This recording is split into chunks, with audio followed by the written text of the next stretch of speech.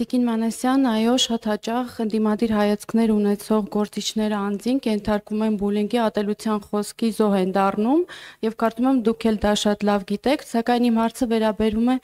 արդյոք դուք ունեք ծրագրեր պաշտպանության ոլորտում, արդյոք համագործակցում եք պաշտպանության նախարարության հետ, քանի որ բուլինգը ատելության խոսքը ինքն իրենով շատ բացասական եւ աղետալի երևույթ է, սակայն դա կրկնակի վտանգավոր է, երբ այդ տեղի է ունենում պաշտպանության բանակում եւ դրա զոհ են դառնում զինվորականները։ Շնորհակալ եմ անչափ։ Ես ներողություն եմ խնդրում, էլի հարցը հասկանալու համար։ Ես հասկացել եմ հարցը, ես մենք էլ պիտի հասկանանք, որովհետեւ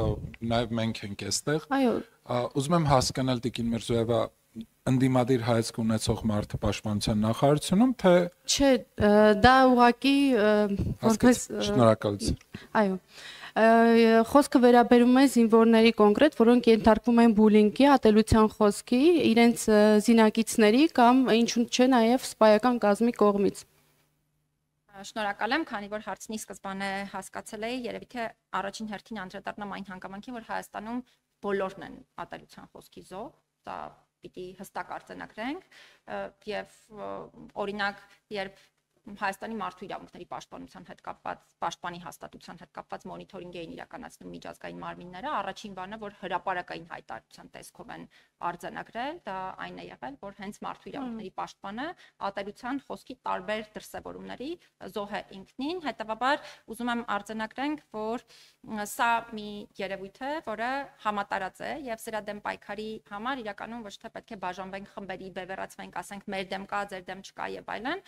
ես համարում որ ոչ միայն ինձ հետ կապված ատելության խոսք է տարածվում, այլ բոլորի հետ կապված է տարածվում, հետեւաբար իրապես կառուցողական հարթակները միանշանակ մենք պետք է կարողանանք օգտագործել եւ այդ կառուցողական հարթակներում առնվազն այս հարցերի վերաբերյալ ձևավորենք կոնսենսուս, որ օրինակ սա արգելված դաշտ է եւ այստեղ որևէ մեկը չի մտնում հակառակ պարագայում խնդրի լուծում չենք ունենալու ոչ միայն ընդդիմադիր, ոչ միայն իշխանական, այլ նաև այլ սովորական քաղաքացիների հետ կապված։ Պաշտպանության նախարարության առումով ուզում եմ առաջին հերթին արձանագրել, որ շատ կառուցողական համագործակցություն ունենք պաշտպանության նախարարության հետ, այն դիտանկյունից, որ ինչքան էլ զավեշտարի չթվա, բայց սա այն ամենակարևոր գործընկերներից է, որը երբեք պաշտպանողական, այսպես դիրք չի գրավում, երբ քննադատում ենք հաստատության հետ կապված մարդու իրավունքներին վերաբերելի խնդիրները, երբ բարձրաձայնում ենք այդ խնդիրների մասին, հակառակը շատ կառուցողական մեզ հետ աշխատում են նույն մեր բարձրաձայնած խնդիրները լուծելու ուղղությամբ, ինչ վերաբերում է ձեր նշած կոնկրետ ոլորտին, այո, շատ ճիշտ հարցադրում եք բարձրացնում, որովհետև ոչ միայն ատելության խոսքի տեսակները, այլ ընդհանրապես անձանց ճնշման ենթարկելու տարբեր մեթոդները, դա կլինի ֆիզիկական, հոգեբանական բռնության միջոցով եւ այլն, ավելի արտահայտված եւ վտանգավոր են, հատկապես փակ միջավայրերում, զինված ուժերում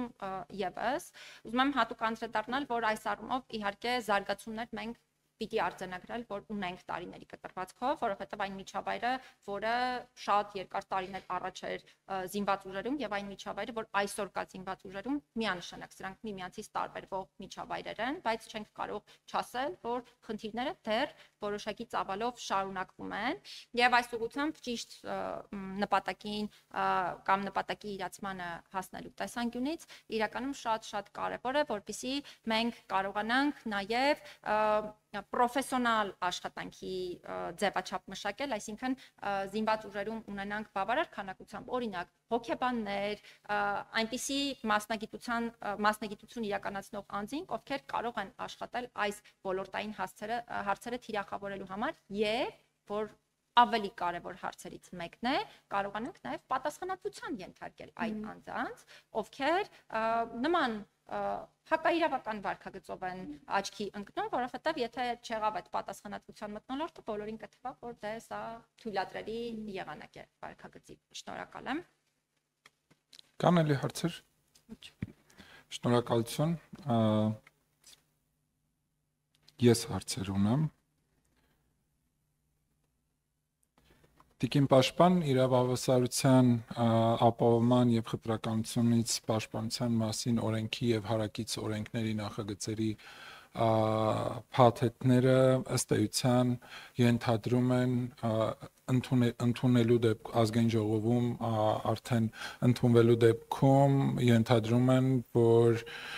մի փաստատությանը տրվելու են մի շարք գործիքներ եւ արդյոք ձեր հաստատությունը պատրաստ է եւ մարդկային եւ նյութատեխնիկական առումով այս փոփոխություններին, եթե այո, ապա ինչպես։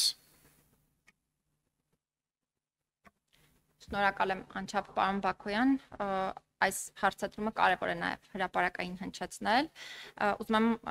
հատուկ անդրադառնալ այն հարցին, որ իրավահավասարության մասին համապարփակ օրենսդրությունը Հայաստանի համար օրակարգային առաջնահերթություն պետք է լինի եւ շուտափույթ կարգով այն պետք է ընդունվի։ Շատ կարևորում եմ նաև անձնապես ձեր հանձնաժողովի աշխատանքը այս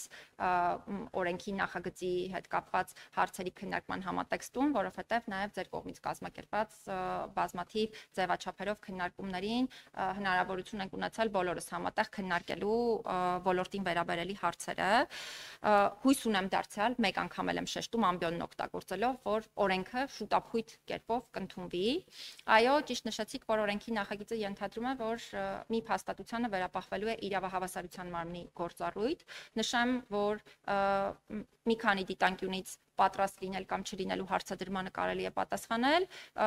եթե հարցին անդրադառնանք նյութատեխնիկական հագեցվածության դիտանկյունից, ապա ի սկզբանե պետք է նշեմ, որ ոչ միանշանակ հագեցված չենք, ավելին նշեմ, մեր այս պահին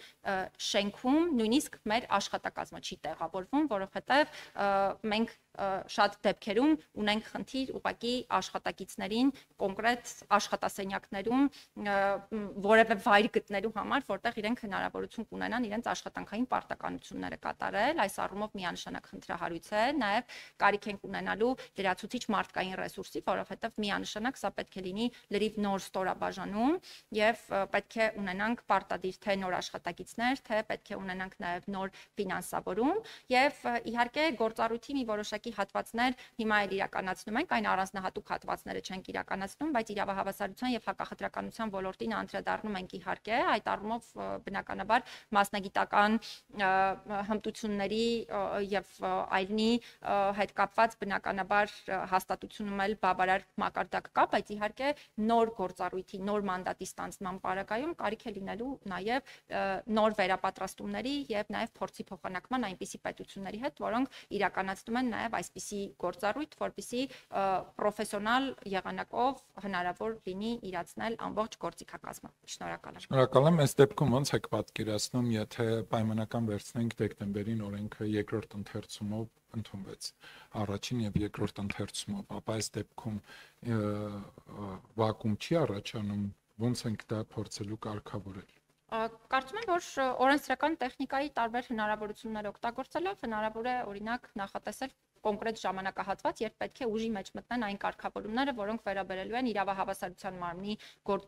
գործառույթի սկզբին, այսպես ասած, եւ մինչ այդ երաշխավորել, որպեսզի մի փաստատությունը ունենա համապատասխան շենքային պայմաններ, ունենա համապատասխան աշխատակազմ եւ նյութատեխնիկական հագեցվածություն, այդ թվում նոր ֆինանսական միջոցներով, որովհետեւ այլ կերպ հնարավոր չի լինելու իրացնել այս գործառույթը, անկախ նրանից դա մի փաստատությանն է վերապահվում, թե ցանկացած այլ մարմնի։ Շնորհակալ եմ։